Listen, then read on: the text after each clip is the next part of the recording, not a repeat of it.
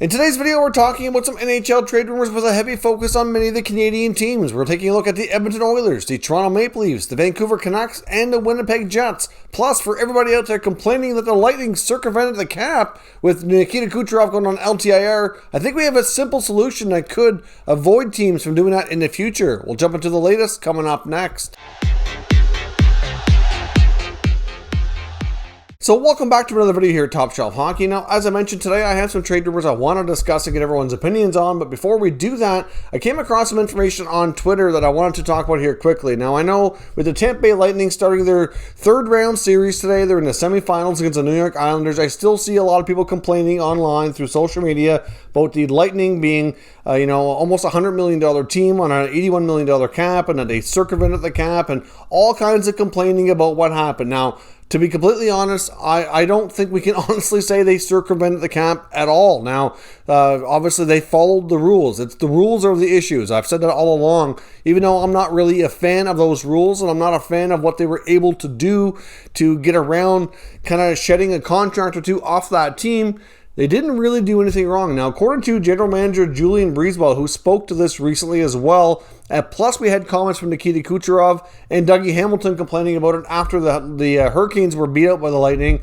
Essentially what they said was that a lot of LTIR situations are investigated and monitored closely by the NHL, and everything was approved here and proven to be by the book. Now, what the initial diagnosis was on Kucherov was he was going to be out for an extended time, and he ended up basically coming back about a month early and was miraculously available for game one of the playoffs. And to me, I think that's what everybody's issue is. It was not so much that he missed all season and came back in the playoffs, but based on the recovery time, looks as though he might even miss part of the playoffs based on when he had his surgery, what the recovery process was like. He was skating for several weeks, and I'm not sure exactly how long, but it was a long, long time before he played, and miraculously was available for game one of the Stanley Cup playoffs and has had a huge impact on his team being where they are today. So I understand the frustration, but to me, if it's your team that's doing this, I don't think you are frustrated with it. You're happy they were smart enough to use the rules to their advantage. This team is extremely well constructed. They've drafted and developed incredibly well, and they're a Stanley Cup caliber team. We saw them win last year. They're in contention here again this year, and as much as fans of other teams don't like it, they follow the rules. I mean, did they find a loophole?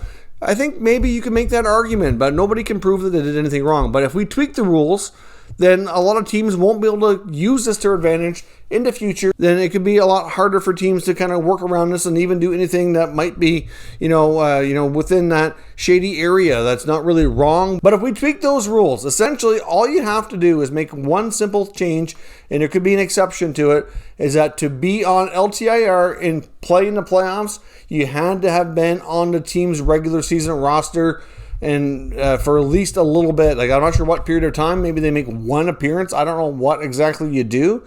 But obviously, to make an appearance during a regular season, they have to be activated on the roster, which means their contract has to fit within the cap rules. Make it just as simple as that. However, you could maybe have an exception that said player, if they're a rookie coming out of a junior or a call-up from the American Hockey League or anything like that, and it didn't play any NHL games all year, that could be your exception. But if they're on an existing NHL contract and did not play any games all season, not eligible for the playoffs. If they made that a rule, teams would not be able to do this. It's just that simple. I mean, that came from Gord Miller of TSN, had put that on Twitter earlier. When I read it, I was like, you know what? That makes a lot of sense to me. I mean, obviously, like I said, we can't get mad at the Lightning or any other teams because we've seen other teams do it. Look at the Hawks a few years back when Patrick Kane was on LTIR, came back first game of the playoffs.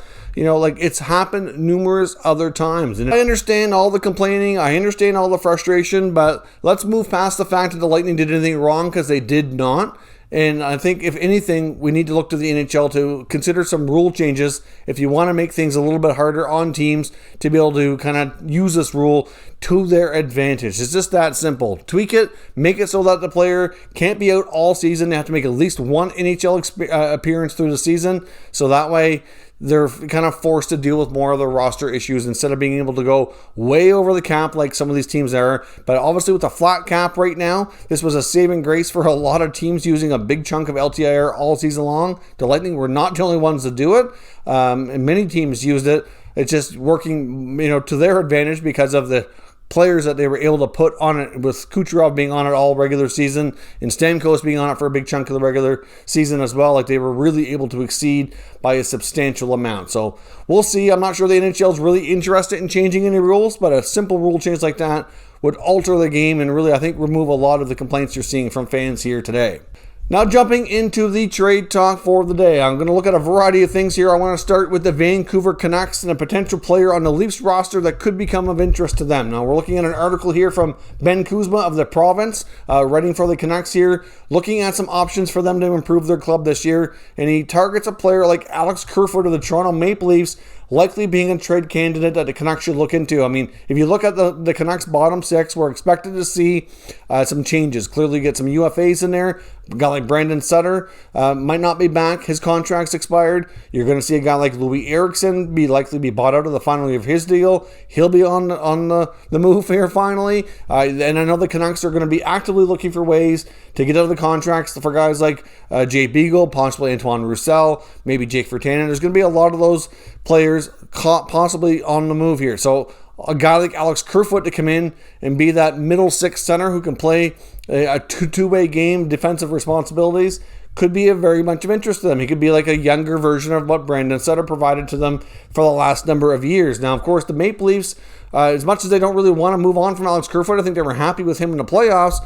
However, if you look at the expansion to Seattle, that's going to cause a lot of players to probably be on the move that normally wouldn't be, and he's one of those guys. If you look at how their roster's constructed, I think no matter what they do, if they go 7-3-1 or if they go 4-4 and do like 8 skaters, I think Kerfoot's going to be the odd man out here, and if he's going to be exposed to Seattle, it only makes sense that the Leafs would look to trade him ahead of time so that they can maybe lose a less valuable piece and get something in return instead of losing him for nothing. So, at that point, maybe they expose a different guy that Seattle has to end up taking instead. But still, Kerfoot to the Canucks could be a player that's acquired for a fairly low cost. The Canucks would likely only be able to do like prospects or picks involved, because the Leafs wouldn't probably want a contract back because they're going to have a lot of other items here now. Especially, they could use that contract being off the books as well to hopefully help them re-sign Zach Hyman. They have to bring in another goaltender, whether it's Freddie Anderson or somebody else. They've got a lot of moving parts there in Toronto. Obviously, a lot of money tied up in their big four. So they need to shed anything that they really can live without if they can help it here to kind of create more space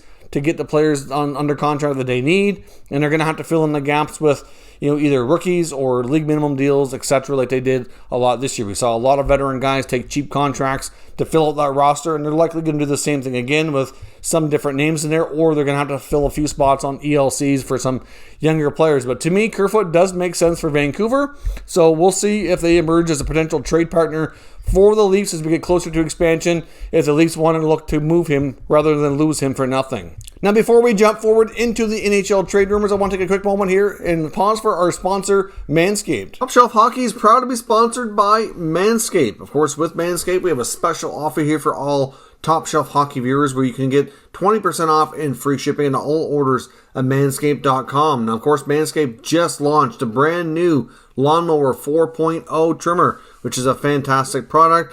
They've taken the level up here, even again with the skin-safe replaceable blades. It's waterproof, it's wireless charging, has a travel lock on it, as well as a nice light so you don't miss what you're doing. So certainly a terrific product. Now, many people associate Manscaped with their trimmers, which is certainly kind of their top product, but they do have a lot of other great options as well, including what they call the Weed Whacker, which is another trimmer for your ears and nose. And they have a variety of deodorants and sprays as well, which also keep you fresh and are terrific as well. So certainly Manscaped has a lot to offer, and we certainly highly recommend all of their products. So check out manscaped.com and use promo code TSH for 20% off and free shipping.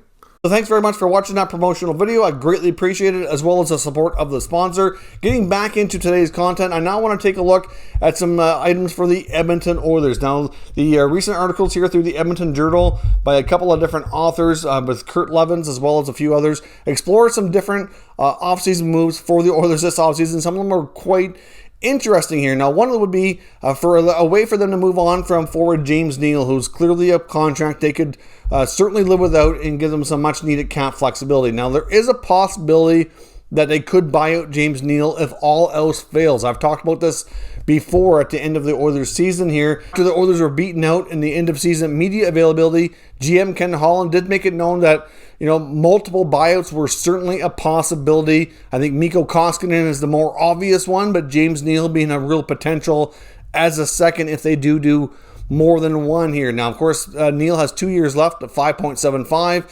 Koskinen's a cheaper contract. It's a little bit less expensive to do that through. It's certainly a tad bit more important because they really need to move on from him. He's not really getting it done at the NHL level at all. And there's going to be some question marks in their goaltending, which we'll get into momentarily as well. But when it comes to Neal, that much needed cap flexibility would be huge if they could get all of that or a big chunk of that cap space back in return. Now, of course, what the article suggests is that maybe a guy like Neal be shipped to a team like the Red Wings. Now, the Red Wings are a team that have more cap flexibility than most other NHL teams. They're going through a rebuild. They could use some veteran guys for starters, so Neal could be a fit and actually help the younger guys in that respect. And at the same time, they could take the sweeteners that the Oilers would have to add on as future assets to help them build around. So I'm not sure what that would be. It might have to be something as substantial as a first-round pick.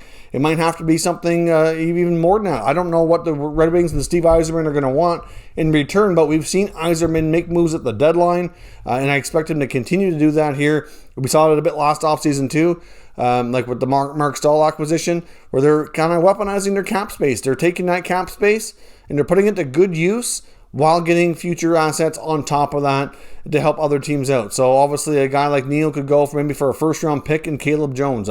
That might be a little bit too hefty of a price. I don't know what Yzerman would want. And obviously Ken Holland and Steve Yzerman know each other extremely well. We've seen the Red Wings already do this type of thing, so it kind of makes sense that the Oilers explore it.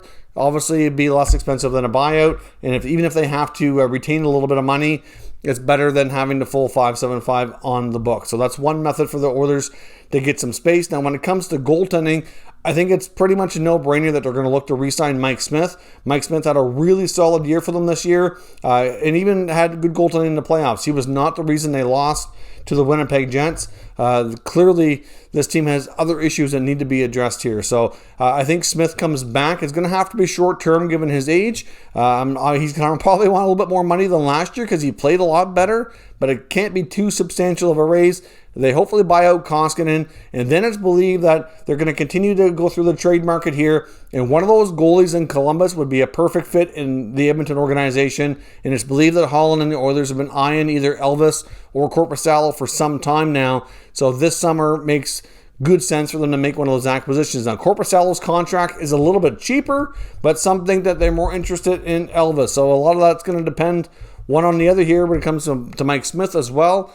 I don't know which one they go for, but one of those two goaltenders to the Oilers, to me, makes a lot of sense here as well. Now, the last piece of business I want to talk about from the Edmonton Journal is the fact that they believe that if Zach Hyman of the Maple Leafs hits free agency and he's not signed by Toronto, that he would be the ideal player for the Oilers to go after here in free agency as well. Now, obviously, if they can free up some money, like I talked about with getting James Neal off the books, they could use that type of money to go after a Zach Hyman. I mean, look what Hyman does for guys like Matthews and Marner. He could do that same sort of work and play possibly on a line with like McDavid or Draisaitl. To me, like I said, he's a good offensive player, but he's a hard-working guy, not afraid to go into corners, will dig the puck out.